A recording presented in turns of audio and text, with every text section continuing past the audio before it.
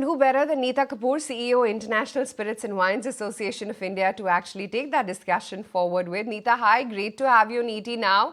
Neeta, clearly high, discretion spending, high discriminatory taxes, soaring inflation, higher import tariffs, all of that have been impacting margins of alcobev manufacturing companies.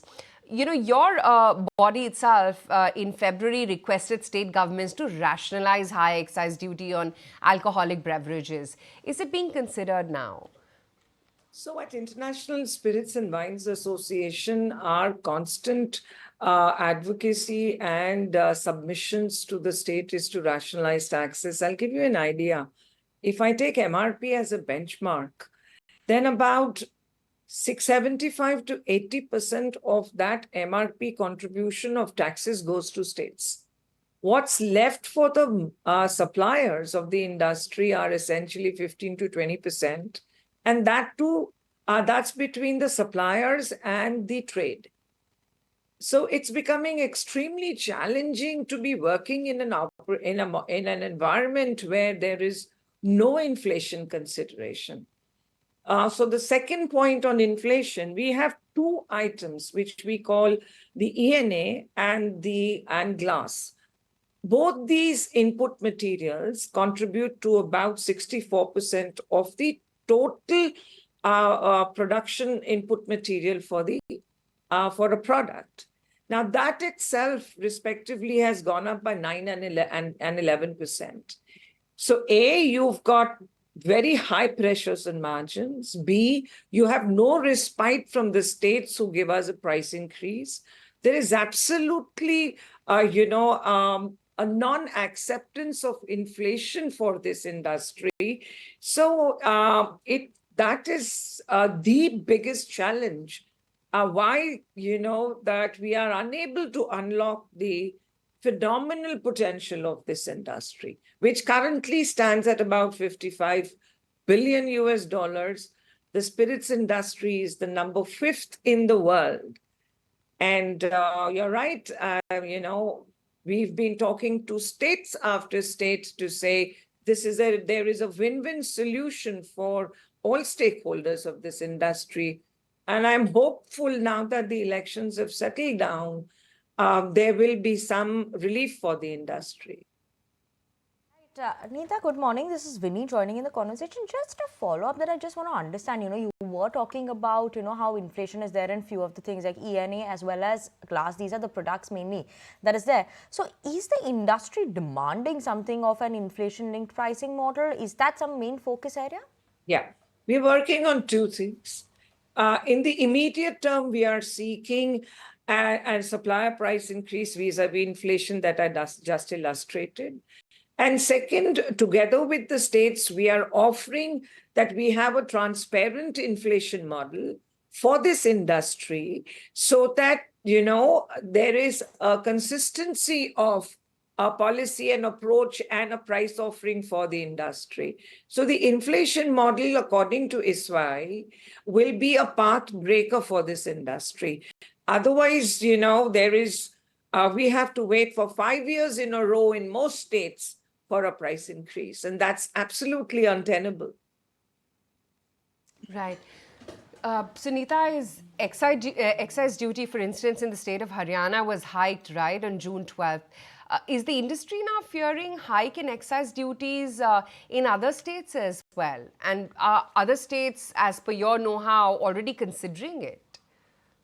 So if I was to share the details of the Haryana policy with you, honestly, the excise, the policy is the direction of the policy is towards stability and continuity of its policy, obviously, because Haryana has been one of the stellar growth, the state has seen stellar growth as far as excise collections is concerned. So the impact of the excise policy on Indian-made, what we call the IMFL products, is essentially to the tune of about 3 to 4%. And the impact of the excise policy with respect to imported products is about sub 100%, 100 rupees per bottle. So I don't expect a significant price increase. And I think it is in line with, what the state has been pursuing to ensure that it has the widest range of products, that it replicates a duty-free experience on the streets of Gurgaon, and keeps its price affordable with respect to the other states. So I don't think we can say that Haryana, I would say, a very progressive policy. And I would seriously look at the larger states of Telangana, Karnataka, Rajasthan, UP to rationalize their tax rates. They're way too high. Okay, fair enough. And, speaking of Andhra Pradesh, we've got Chandrababu Naidu led the new government, and they're also expected to ease the policy. I just want to understand what the industry is expecting this time around from the Andhra Pradesh government. So the industry is very hopeful because, we've seen how the Honorable CM of Andhra Pradesh has really, has worked and looked at digitization, IT infrastructure, and ease of doing business. So we are extremely hopeful that and optimistic that there will be a voice that will be heard of the national brands. In the last 5 years, the national brands have completely been diminished in the state. And therefore, we are looking forward to a comeback of the national brands in the state. And that, to me, will be the start of another relationship with Andhra, which has really been relegated to comprehensive local brand, poor retail experience, which kind of puts question marks on the quality of what the citizens are drinking. So overall, we are expecting the Honorable CM to, address this. And we are very optimistic about the change in the state of Andhra.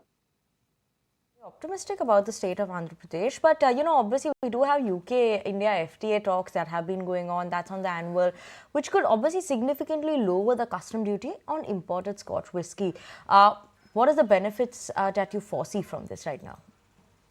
So first and foremost, I think, to be very honest with you, the UK FTA is not on the annual. Why? Because UK is going into elections. As of July 4th, UK goes into elections, and we will have to wait and watch what is the priority of the new government that takes over in UK. So I wouldn't want to put any deadlines, as we have kind of, learnt in our previous announcements. And therefore, it would be fantastic if an FTA is signed once the new government settles down.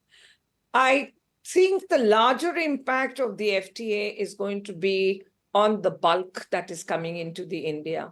The FTA has two components on Scotch. One is really the finished product, which is what the industry calls as bottled in origin, and the other is bulk.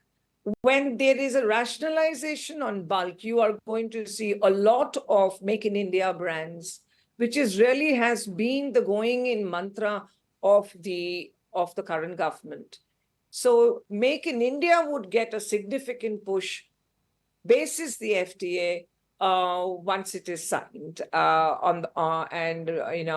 Inshallah, we should expect that during this year, or, like I said, no deadlines. Thank you so much for joining in with us on ET Now and talking to us about the industry and the expectation that you have from Andhra Pradesh. One could watch out for Andhra Pradesh as a state in terms of the development, and UK FTA, India FTA. If you like this video, then like, share and subscribe to ET Now.